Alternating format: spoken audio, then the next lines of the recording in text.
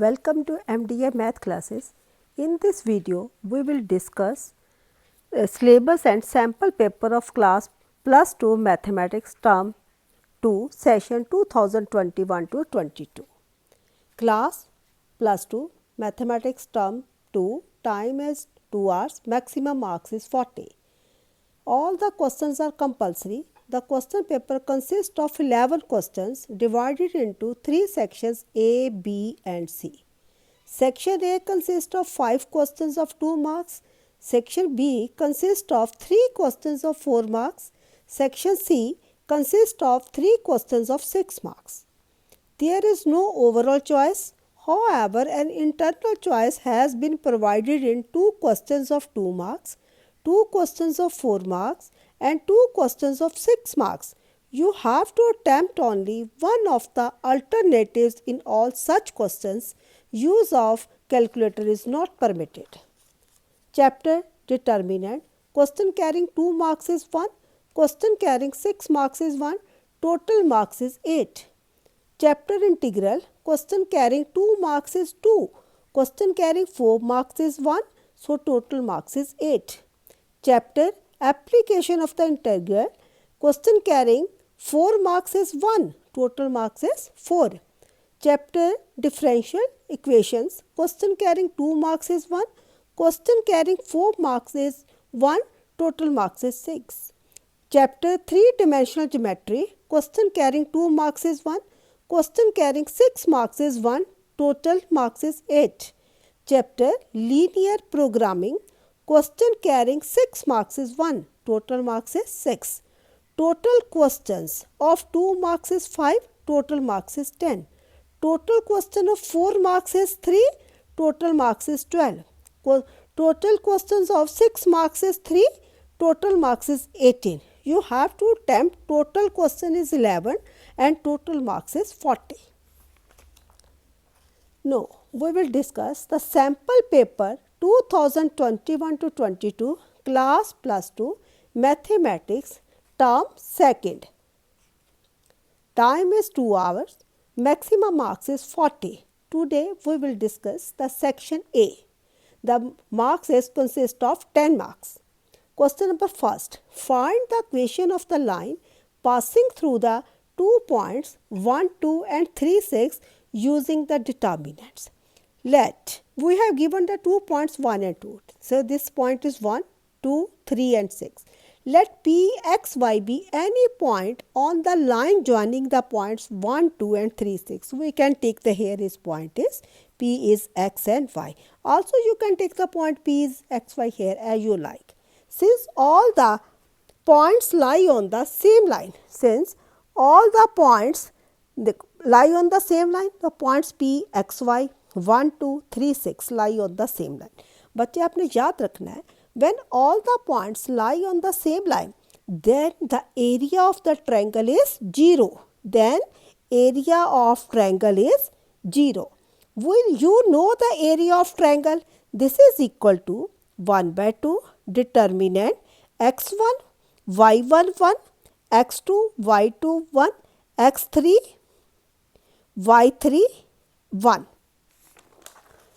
So, 1 by 2 determinant here x1, y1 means point is xy. It's x2, y2 means point is 1, 2, x3, y3 means point is 3, 6. So, it will become x, y, 1, 1, 2, 1, 3, 6, 1. Right, beta? No, here is 1 by 2. So, when it will multiplication by this 0. So, it will become determinant x, y, 1, 1, 2, 1, 3, 6, 1. This is equal to 0. So, now we will solve this question. Here write down x determinant. Dekho, this line will go and this column will go. You will get 2, 1, 6, 1. Write 2, 1, 6, 1. Here is point is plus and this is minus. Right here is minus, minus y. Now, first line will go and second column will go.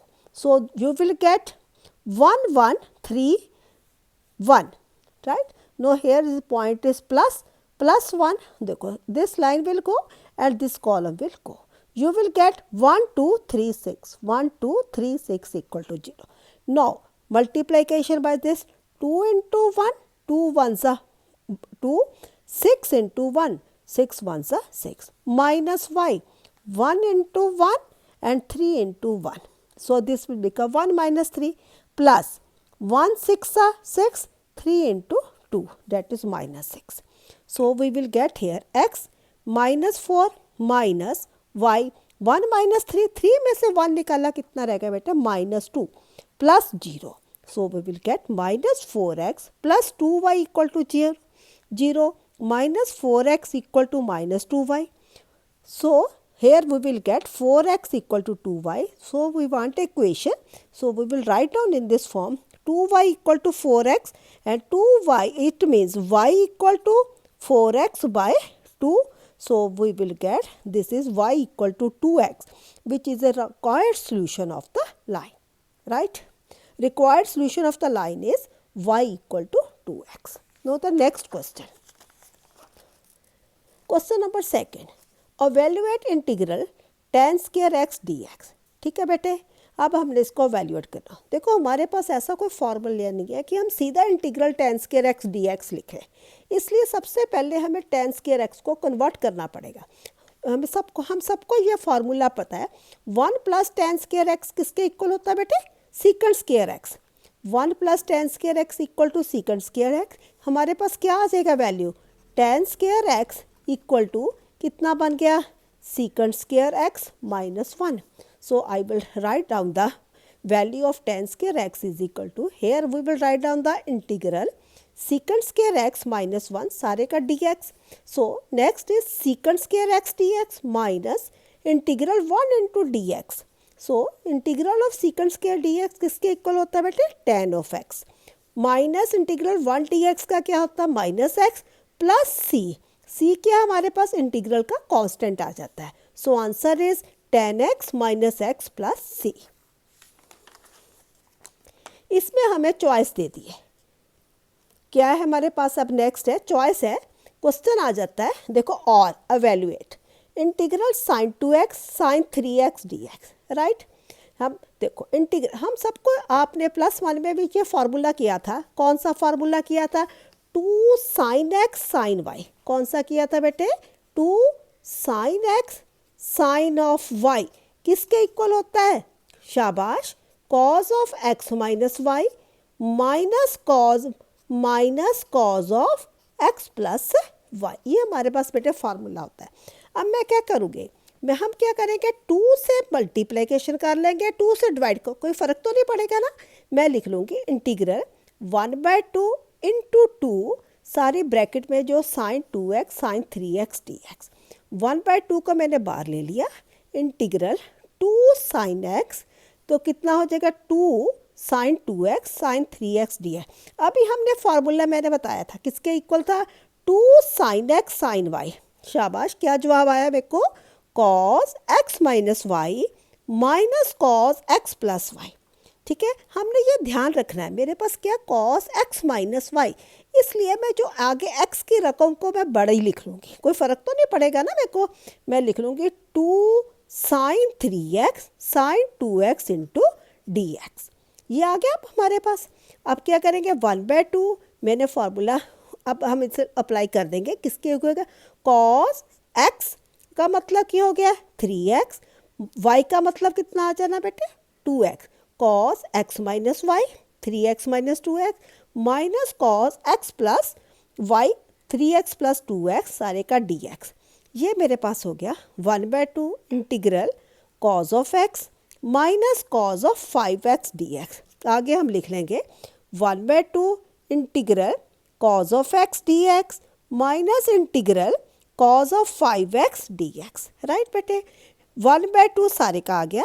cos x का integral आप सबको पता है, शाबाश, बिल्कुल ठीक जवाब आया है कि sin of x minus cos 5x dx का इंटीग्रल क्या होता है बेटे, माइनस का as it is minus, cos का कितना हो जाएगा sin 5x ओवर 5. जितना इधर x के साथ एंगल मल्टीप्लिकेशन में है उतने के साथ ही हमने इसको डिवाइड कर देना. sin 5x ओवर कितना आ गया बेटे मेरे को 5 प्लस c क्या है हमारे पास constant. No the question number third, very important question है बेटे ये। evaluate 0 to pi by 2 under root sine of x over under root sine x plus cos x d x. ठीक है बच्चे, वेरी इंपॉर्टेंट क्वेश्चन है। मैंने क्या ले लेना, let I equal to integral कहाँ से है, 0 to pi by 2 under root sine x over under root sine x plus under root cos of x d x. Call it number 1। We know the property, ये हमारे पास formula है, उसकी property आ जाती है हमारे पास। क्या है, integral 0 to a f x d x किसके इक्वल है, this is equal to integral किसके इक्वल है, 0 to a f as it x है, इसको मैंने किस में चेंज कर देना है, ए माइनस एक्स। देखो f into a minus x d x. Right बेटे, मेरे पास हो गया this is equal to I equal to 0 to pi by 2 under root था ना, इधर देखो अंडर रूट कितना हो गया, साइन की जगह साइन, जो एक्स है मैंने इसको कन्वर्ट करना है, किस में करूँगी, pi by two minus x over under root sine bracket start pi by 2 minus x plus under root, देखो कॉस था, cos bracket start pi by 2 minus x आने का डी एक्स। हम सबको पता है साइन 90 माइनस एक्स या sine 90 minus theta किसके इक्वल होता है, कॉज ऑफ एक्स और कॉज ऑफ थीटा। ये एंगल है इधर हमारे पास। So this will become under root cos x over under root cos of x plus under root sine of x d x. Call it number 2। देखो अब हम क्या करेंगे, ऐड करेंगे, एडिंग 1 and 2। जब मैं इसको ऐड करूँगी, देखो आई प्लस आई कितना बन गया, 2i। Right, this is equal to integral 0 to pi by 2। देखो इधर भी है 0 to pi by 2, 0 to pi by 2 मैंने इधर ले लिया, under root sine x over under root sine x plus cos x d x है, लिख भी सकते जाए, सभी का एक साथ बार लिख लो d x plus under root cos of x over under root cos of x plus sine of x d x. मेरे पास ये इतना आ गया। ठीक है बेटे, इतना देखो इंटीग्रल 0 टू पाई बाय 2। अब इसका मेरे पास क्या नीचे क्या आ गया, एलसीएम। एलसीएम कितना आ गया, under root sine x plus under root cos x, ऊपर क्या आ गया मेरे पास, under root sine x plus under root cos of x. So this will cancel by this, I will get 0 to pi by 2 1 d x. 2i equal to 1 d x का integral क्या होता है मेरे पास, x कितना हो गया, x, इसकी limit कितनी हो गई, 0 टू पाई बाय 2। ये मेरे पास कितना हो गया, pi by 2 minus 0। 2i equal to कितना आ गया, पाई बाय 2, और i किसके इक्वल आ गया, किस pi by 2 into 1 by 2, this is equal to pi by 4। ये मेरे पास आंसर आ गया। वेरी इंपॉर्टेंट है बेटे question. Question number 4, determine the order, क्या क्या हमें पता करना, determine the order and degree of the differential equation by x bracket start d2y upon dx square, that is power is cube, plus dy over dx की power is 4 plus x cube equal to 0। Also write the number of arbitrary constant in its general solution. Very important question. देखो जो बच्चे मेरे को differential equation दिया मैंने लिख ली, x bracket start d2y upon dx के, इसकी पावर कितनी 3, या इसका क्यूब बोल देते हैं, प्लस dy ओवर dx की power 4 plus x cube equal to 0। First of all we have to find the order of this differential equation. देखो order of the differential equation, जब मैंने ऑर्डर निकालना डिफरेंशियल इक्वेशन, और कैसे निकालते हैं, हम क्या देखेंगे, highest order of the derivative. इस डिफरेंशियल इक्वेशन में इसका हाईएस्ट ऑर्डर ऑफ डेरिवेटिव क्या है, डेरिवेटिव का मतलब है देखूँगी dy, इधर कितना है d2y अपॉन dx के, इधर क्या है dy ओवर डी है, इसका मतलब हाईएस्ट ऑर्डर ऑफ डेरिवेटिव इसका कितना, कितनी बार इसको डिफरेंशियल, इसका इधर डेरिवेटिव किया है 2 टाइम्स d2y अपॉन dx के, highest order of derivative is d2y upon dx के। इज इट क्लियर, ये ऑर्डर कितना आ गया बेटे, 2, ऑर्डर कितना आ गया मेरे पास 2। No I have to find the degree of the differential equation. So degree of the differential equation, वो कैसे निकालनी, देखो highest order of the derivative हमने कितना निकाल लिया, d2y/dx के। हाँ, मैंने अब इसकी पावर देखनी है एंड इट्स पावर कितनी है, इसकी पावर कितनी है 3, so the degree of the differential equation is 3।